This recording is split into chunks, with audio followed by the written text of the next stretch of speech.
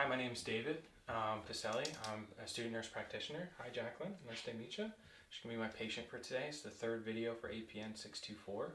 We're going to be doing the musculoskeletal and nervous system exam.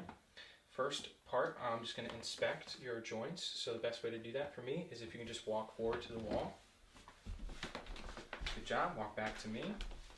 If you can do walk forward with your heels touching your toes, and then do the same thing on the return. Her gait was steady and balance is good.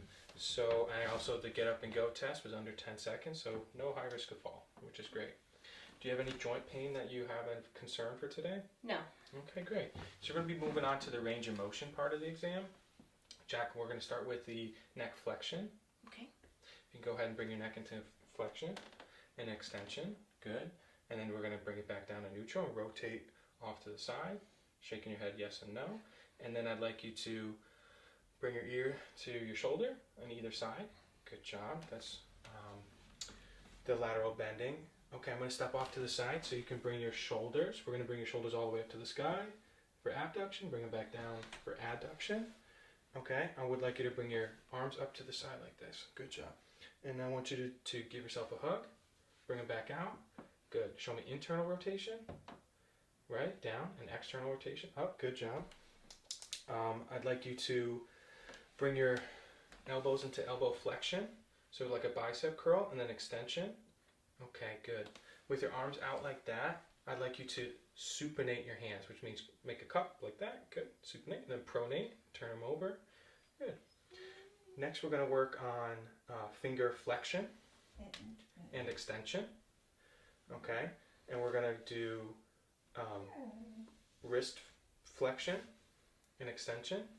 Good. And can you show me ulnar deviation and radial deviation? Good job. I'd like you to show me splay out your fingers, so abduction, and then bring them back for adduction. Good job. Okay, now for this part of the exam, I'd like you to stand up, move the chair in front of you. Okay, good. And then you're going to bring your hip into internal rotation. Go ahead and turn that hip in on both sides.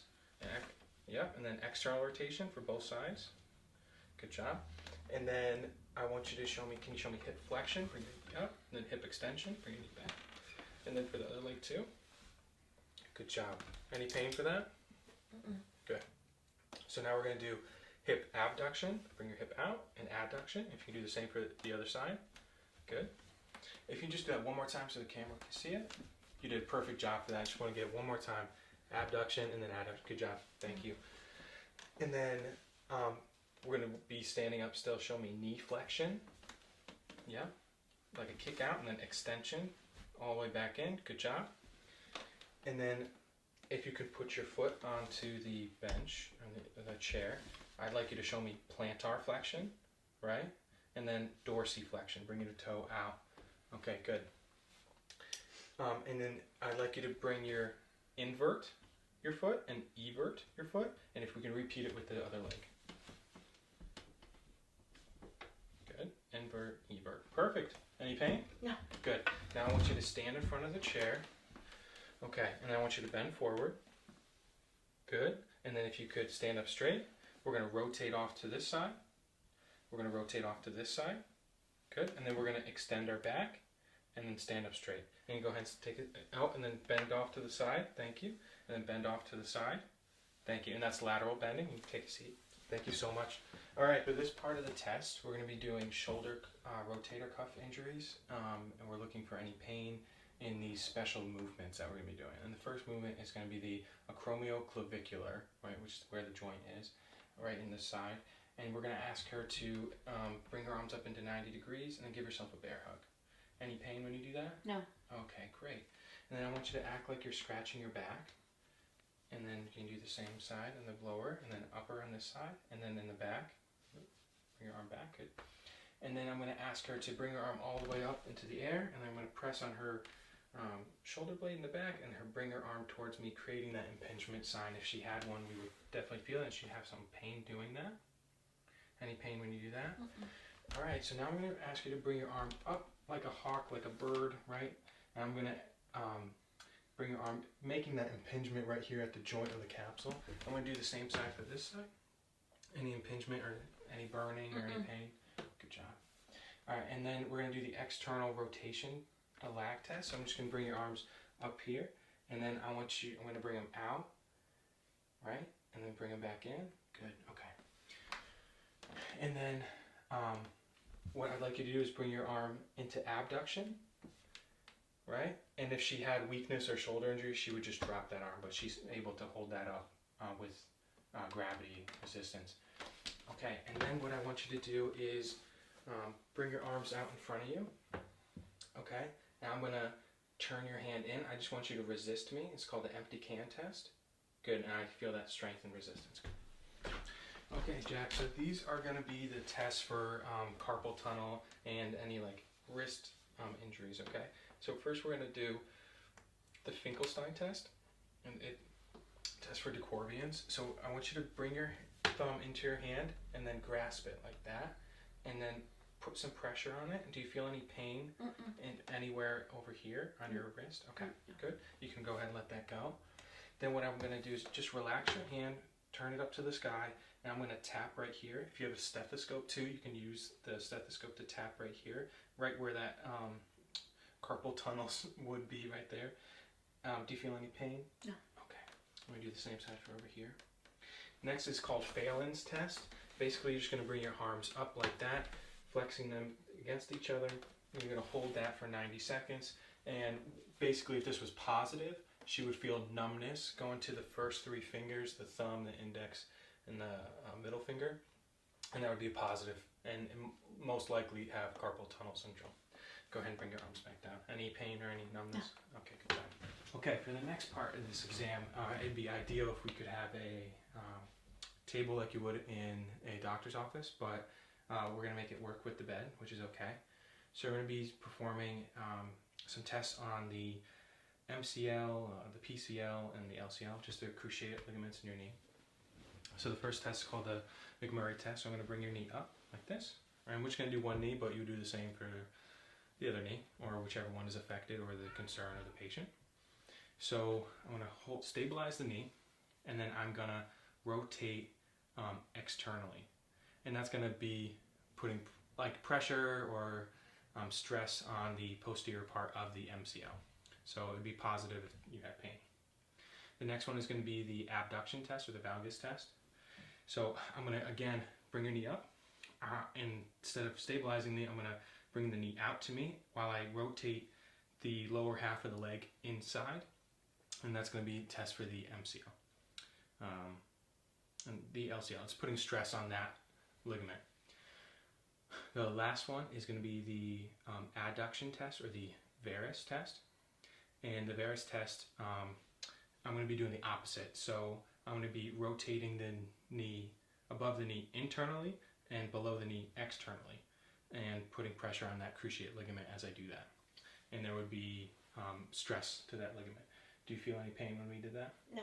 Okay. We're going to be testing the ACL and the PCL, so the anterior cruciate ligament and the posterior cruciate ligament. And we're going to bring your knees up into flexion, okay, Jack? And then what I'm going to do is I'm going to pull the knee out to me. And what that's doing is putting strain on the ACL. And if it moves above the femur and has some laxity, so it's like freely moving, then I know that the ACL may have an injury to that or stress. The next part of that test for the ACL, I'm going to stabilize above the knee and below the knee. I'm going to place my hands, and then I'm going to pull forward and backwards, looking at the knee joint and making sure it doesn't have too much laxity, like I said in the first exam. Lastly, we're going to be moving on to the PCL. So the PCL is tested by the posterior drawer test, the opposite of the anterior drawer test. So we're going to go ahead and bring that knee up into flexion, and we're going to put two hands on the lower knee, below the knee, and I'm going to press in. The PCL is going to hold that knee stabilized and firm, just like Jack's is. Do one motion, it's called the straight leg test, and it's going to be testing Jack for low back pain. Again, we are going to be doing this on one side, but in an exam, you do it on the affected, concerned, or both sides if you're unsure which side is affecting the low back pain. So Jack, I'm just going to go ahead and help you raise that knee. the whole leg. We're gonna keep that straight leg, and I'm gonna put my hand below the ankle so I keep that knee kind of locked out, keeping pressure on the muscles in the low back as we raise up. Do you have any pain? No. Okay, pain in this would be positive for low back pain. Okay, Jack, the next part of this exam is called the Kemp Test, okay? And this is going to be testing the facet joints in your spine that kind of flare out and could cause some impingement if there's inflammation in your lower back. Okay, so what I'm going to do is I'm going to be placing one hand on the lower lumbar section of the spine, and I'm going to ask Jack to come into back extension, and I'm going to ask her to laterally bend to either side, putting pressure on each facet joint. Jack, do you feel any pain when we do that? No. Now, if she did feel pain, I'd ask her to stay on that side to ensure it's a positive test, and then come back up. And then go ahead back into neutral. That pain may send a sharp nerve pain, which would be a burning sensation. Patients usually report, and that's a positive Kemp test if there was one. This test, like its name, Faber Test, basically stands for the motion that we're going to be doing. So Faber, F, flexion, A, adduction, and then IR, internal rotation. If it's positive, she'll be feeling pain in the gluteal region, and we are going to start the test now. So Jack, I'm going to pick up your leg, I'm going to stabilize it, and we're going to go into flexion, and then we're going to go into adduction and internal rotation. Any pain when we do that? No. Okay, and we'll bring it back down to neutral. And that's the Faber test. Okay, so this next test is the thigh thrust test, and it's a test for the sacroiliac nerves and the muscles that are down there, and any pain or impingement that might occur for any inflammation, stress, or injuries that could occur. So what I'm going to ask Jacqueline to do is bring your knee into knee flexion, internal rotation. I'm going to slide my hand underneath her low back where the sacroiliac joint is. Then I'm going to cause that shearing force on the sacroiliac action by pressing down on her knee. Do you feel any pain? No. Okay, go ahead and bring your knee back down to neutral. All right, moving on. Okay, so for this test, it's called the Fadir Test. It's very similar to the Faber Test, except we're going to have her supine. So we're going to go ahead and bring your knee up into flexion. We're going to go into adduction and internal rotation. And basically what that's going to do, if it's positive, is create a groin pain, and that could be indicative of a hip injury. Okay, in this next test, we're going to do Faber, and that, like its name spells out, is flexion, abduction, and external rotation. And this is going to test for any hip pathologies that may occur. So we're going to be creating an impingement scenario. Okay, so we're going to bring your knee into flexion. We're going to come up into abduction, and then externally rotate that hip. Any pain? No. And again, if Jack was in the real world, we would do bilaterally, or the concerned or affected side. Okay, thank you. That was a Faber test. Okay, Jacqueline, so we're going to be testing your cranial nerves for this exam. So the first one is your olfactory nerve, and we'll test that. Have you had any changes of smell lately? No. You can smell just fine? Mm-hmm. Okay, the second is going to be the optic nerve. Can you look at the Snellen chart that we placed over there? It's 20 feet away. Can you just go ahead and read that line? Just the first couple letters is good. D-E-F-P-O. Good, that's correct. Okay, we're going to be moving on. Now, the next one, we're going to test 3 ocular motor, 4 trochlear, and 6 abducens, okay? So I'm going to be doing that from the extraocular movements, or the EOMs test. So what you're going to do is look at me. You're going to follow my finger, and then I'm going to do the 6 cardinal gazes. So I'm going to bring it over here, and just with your eyes, go ahead and follow that.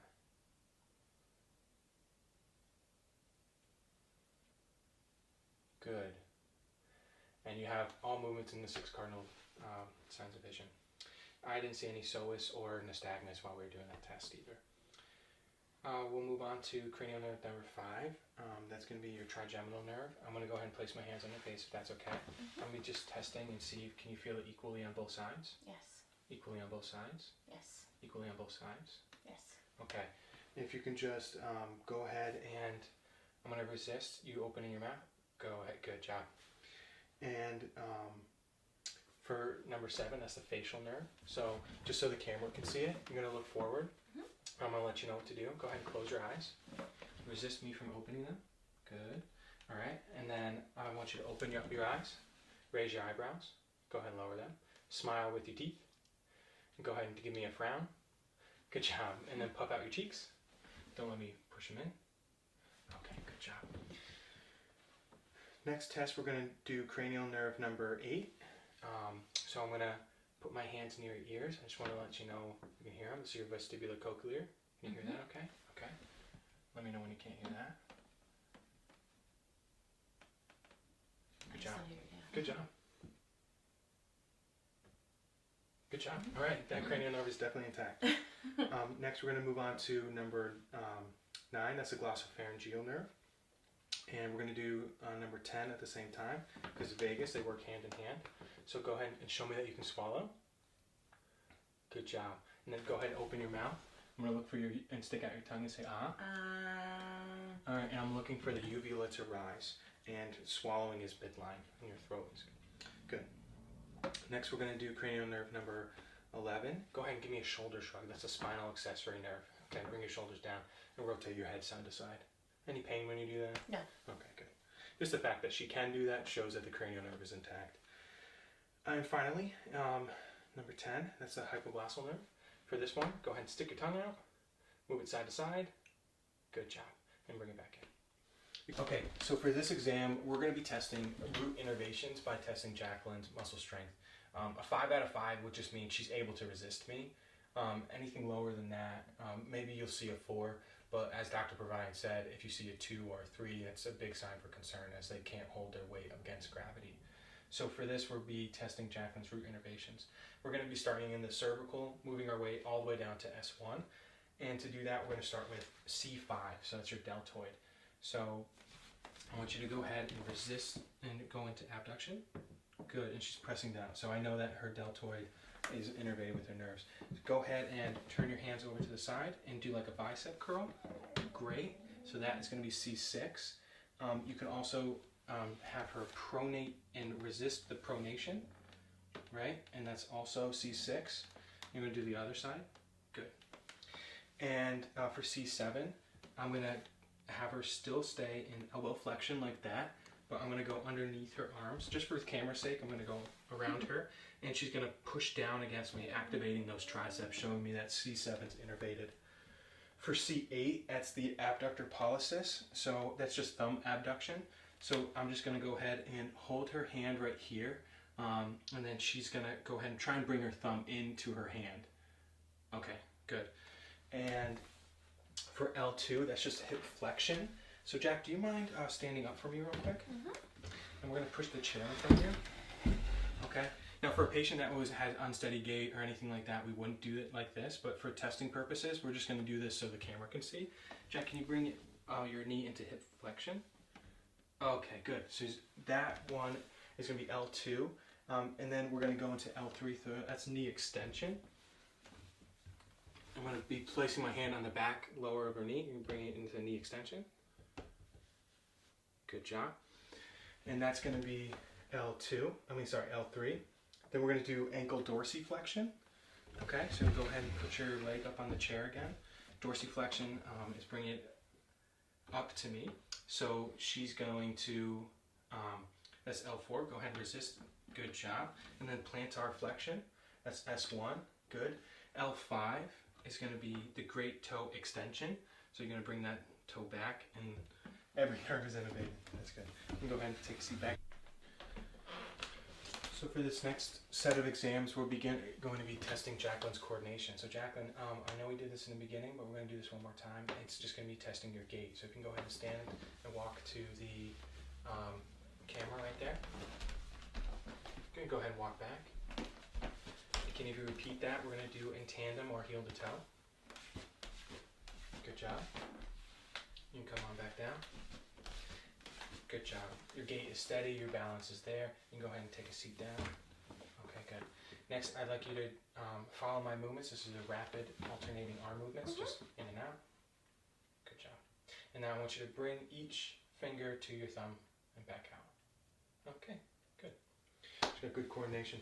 So next we're going to just bring your arms out into full abduction right there, and then go ahead and bring each index finger to your nose separately.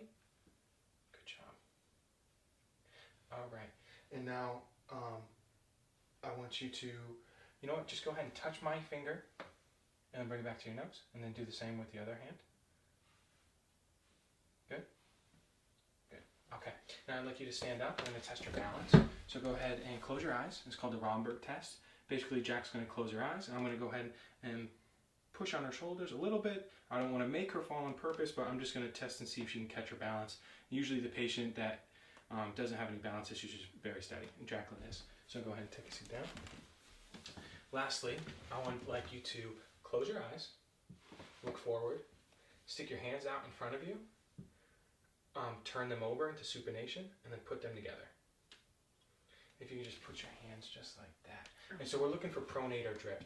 And so pronator drift may show signs of a stroke or something that may have a lesion in your brain. Right now, Jacqueline is able to hold her hands right out in front of her with no problem.